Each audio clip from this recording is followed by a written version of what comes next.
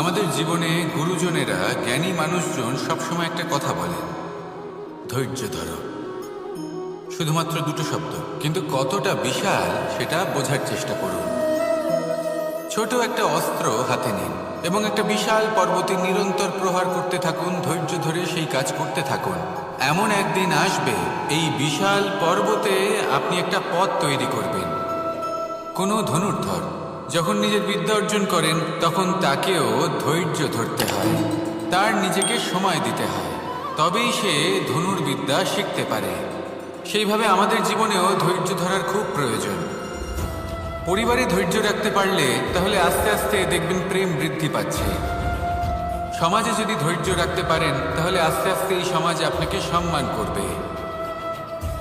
যদি নিজের জীবনে ধৈর্য রাখতে পারেন, তাহলে নিজে থেকেই আত্মবিশ্বাস বাড়বে, নিজের বিকাশ হবে। জীবনে সবই সম্ভব যদি ধৈর্য রাখতে পারেন। হয়তো আস্তে আস্তে হবে, কিন্তু হবে অবশ্যই। শুধু ধৈর্য রাখুন, কারণ ধৈর্যই সব থেকে বড় পুঁজি। আসুন আর আমার সাথে ভালোবেসে বলুন, রাধা রাধা।